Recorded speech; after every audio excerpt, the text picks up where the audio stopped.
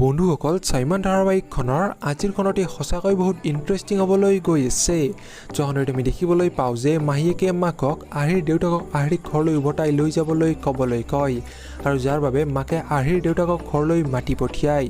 এতিয়া চাইমান ধাৰাবাহিকখনৰ আজিৰখনতে আমি দেখিবলৈ পাম আৰ্হিৰ দেউতাক ঘৰলৈ অহা কথাটো গম নাপাবলৈ মাকে আৰাধ্যা আৰু অনিৰুদ্ধক মন্দিৰলৈ যোৱাৰ কথা ক'ব আৰু সেইখিনি সময়তে আৰ্হিৰ দেউতাক অনিৰুদ্ধহঁতৰ ঘৰত উপস্থিত হ'ব। এতিয়া বাৰু মাকৰ পৰা কথাবোৰ গম পোৱাৰ পাছত আৰ্হিৰ দেউতাকে বাৰু কি কৰিব জানিবলৈ পাব আপোনালোকে চাইমান ধাৰাবাহিকখনৰ আজিৰখনতে।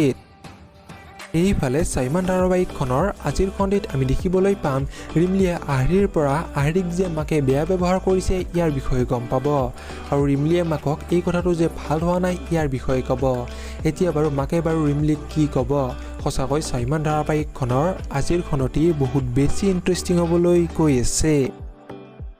আপোনালোকৰ কোন বাৰু চাইমান ধাৰাবাহিকখনৰ আজিৰখনতে চাবলৈ অধীৰ অপেক্ষা ৰৈ আছে কমেণ্ট বক্সত নিশ্চয় কমেণ্ট কৰি জনাব আৰু ভিডিঅ'টো চাই যদি ভাল পালে তেনেহ'লে প্লিজ এটা লাইক দি যাব আৰু এনেকুৱা ভিডিঅ'বোৰ পাই থাকিবলৈ আমাৰ চেনেলটো ছাবস্ক্ৰাইব কৰি দিব।